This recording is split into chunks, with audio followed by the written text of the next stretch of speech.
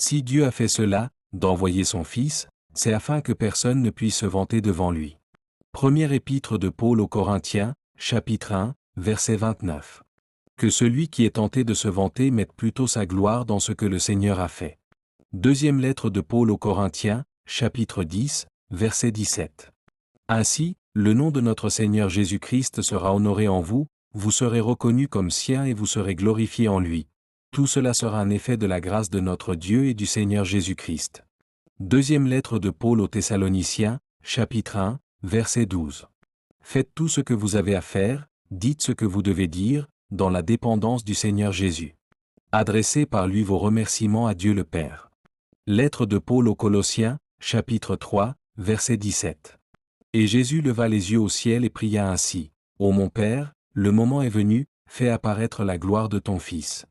Évangile de Jean, chapitre 17, verset 1. Dis-moi, est-ce que ta bouche affirme devant tous que Jésus est le Seigneur? Et est-ce que tu crois dans ton cœur que Dieu l'a réveillé de la mort? Si oui, dans ce cas, tu seras sauvé. Lettre de Paul aux Romains, chapitre 10, verset 9. Parce qu'un fait est sûr et certain, et tous ceux qui font partie du peuple d'Israël doivent le reconnaître, Dieu a fait Seigneur et Messie ce Jésus même que vous avez crucifié. Livre des Actes des Apôtres, chapitre 2, verset 36.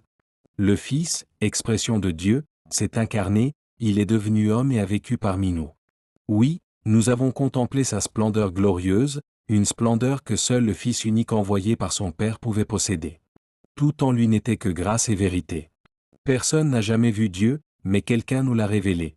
Le Fils unique qui est lui-même Dieu, en tant que Fils, parce qu'il vit dans l'intimité du Père. Je te demande, Père, qu'il soit tout ça.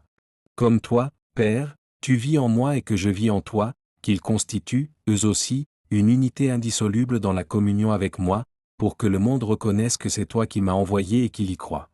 Évangile de Jean, chapitre 17, verset 21. Et le lendemain, Jean aperçoit Jésus qui se dirige vers lui.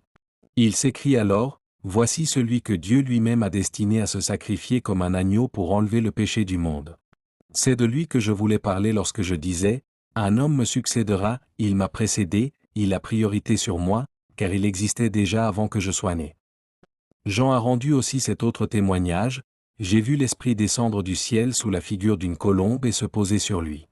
Cela, je l'ai vu de mes yeux, et je l'atteste solennellement, cet homme est le Fils de Dieu. » Évangile de Jean, chapitre 1, versets 14,18, 29 à 30, 32 et 34. Car comme le dit l'Écriture, des fleuves d'eau vive jailliront de l'être intérieur de celui qui place sa confiance en moi,